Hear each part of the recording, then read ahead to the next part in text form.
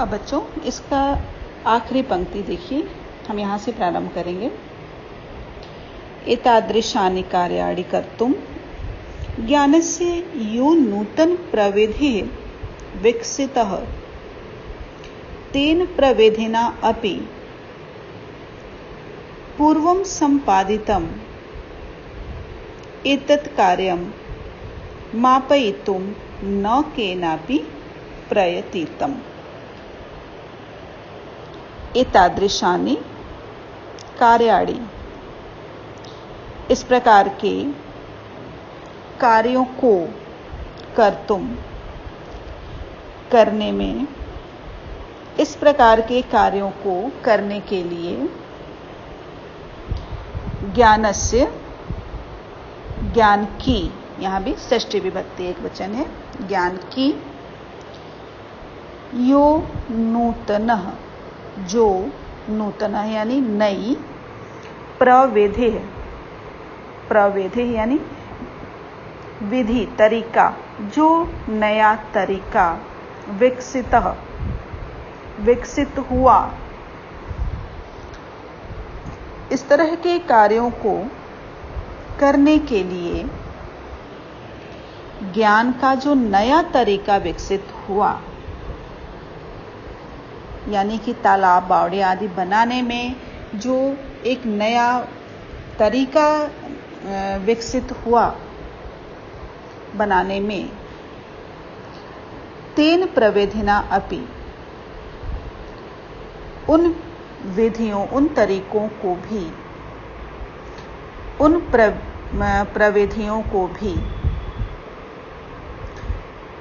उन प्रविधियों के द्वारा भी पूर्वं संपादितम, पहले किए गए, एतत् कार्यम, इन कार्यों को मापयितुम, मापने के लिए, न केन अपि प्रयतितम, किसी ने भी प्रयास नहीं किया। यानी कि जो इन कार्य को करने के लिए जो नए विधि का प्रयोग हुआ, जो नए तरीके विकसित हुए, किसी ने भी यह प्रयास नहीं किया कि इन नए तरीकों को, इन नई विधियों को किसने विकसित किया है,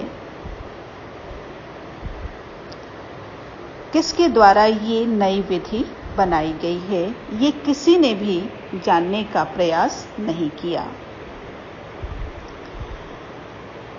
तेन प्रविधिना अपि पूर्वं संपादितम एतत् कार्यम मापयितुं न केनापि प्रयतितम, उन विधि द्वारा किए गए जो कार्य हैं, किसी ने भी उनको मापने का प्रयास नहीं किया, उनके बारे में जानने का, उस तकनीकी के बारे में, उस नई तकनीकी के विषय में जानने का किसी ने भी प्रयास नहीं किया।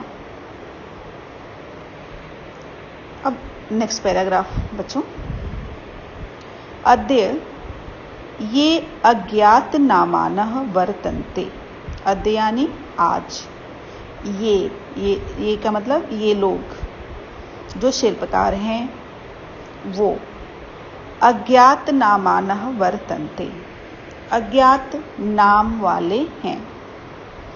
आज ये अज्ञात नाम वाले हैं।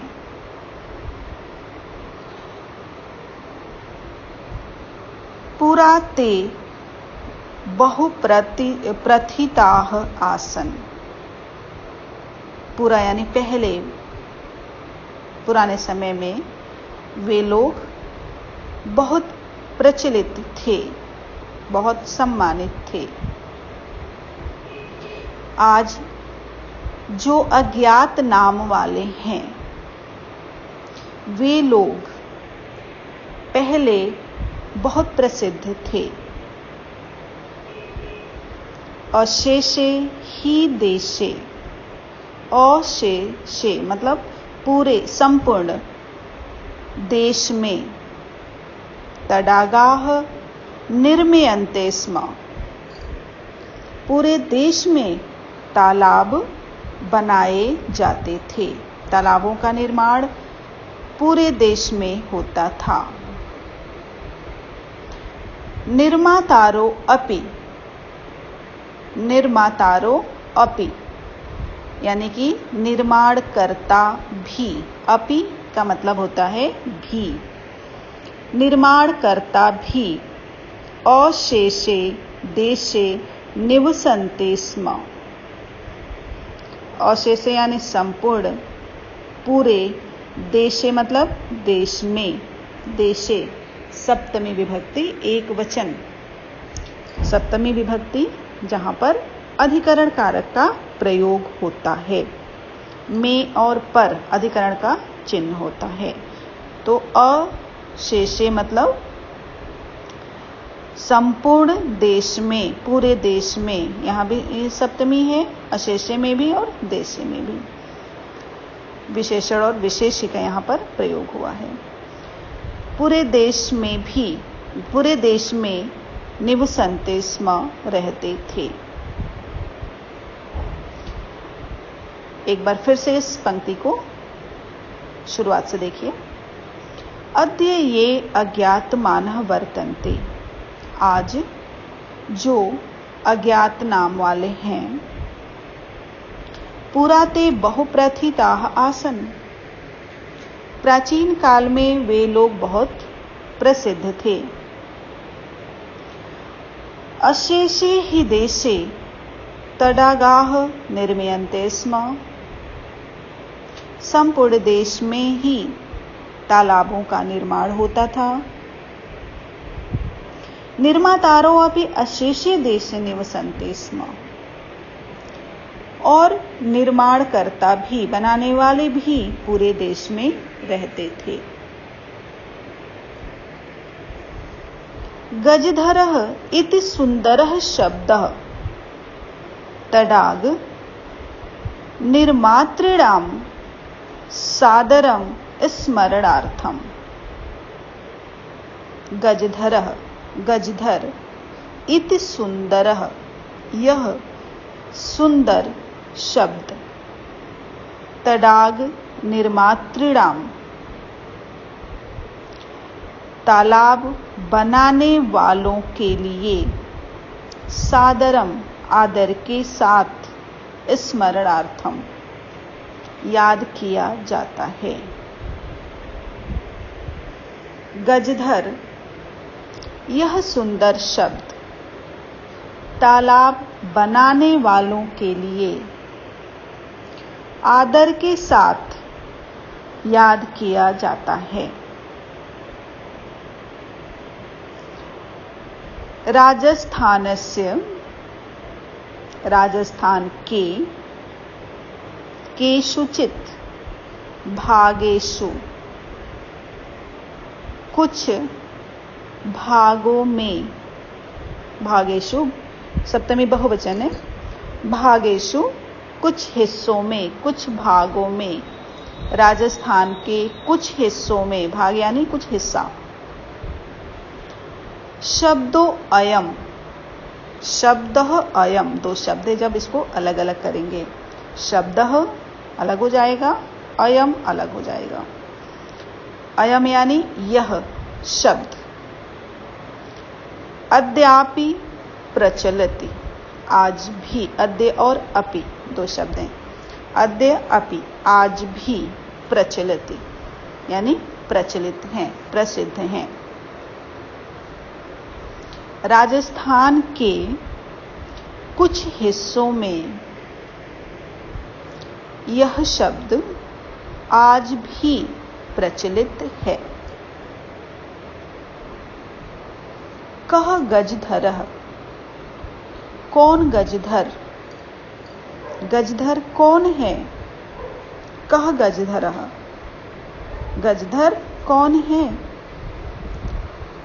यह गज परिमाणं धारयति स गजधरः, जो गज के माप को, परिमाण को, परिमाण यानी माप, नापने वाला, जो गज के परिमाण को धारण करता है। स गजधर, वह गजधर है, गज को धारण करने वाला। गज के परिमाण को, जो गज के नाप को धारण करता है, वह गजधर है। गजधर है, एक बार इस ऊपर वाले इस पैराग्राफ को फिर से देखिए। गजधर इति सुंदर शब्द तडाग निर्मातृणाम सादरम स्मरणार्थम। गजधर, यह सुंदर शब्द तालाब निर्माताओं के लिए, तालाब बनाने वालों के लिए आदर के साथ याद किया जाता है। राजस्थानस्य केषुचित् भागेषु, राजस्थान के कुछ हिस्सों में शब्दो अयम, यह शब्द अद्यापि प्रचलित, आज भी प्रचलित है। कह गजधर, गजधर कौन है? यह गज परिमाणम धारयति, जो गज के परिमाण को धारण करता है, जो गज के माप को धारण करता है। स गजधर, वह गजधर है। बच्चों, इस पाठ को हम आज इतने पर ही खत्म करते हैं। इतना आप स्वयं दोहराओगे और इसका हिंदी अनुवाद कॉपी में लिखोगे और शब्दार्थ कॉपी में लिखोगे। इसका शेष भाग हम आपको अगले सेशन में पढ़ाएंगे और इसके अभ्यास प्रश्नों को भी हल करवाएंगे। धन्यवाद।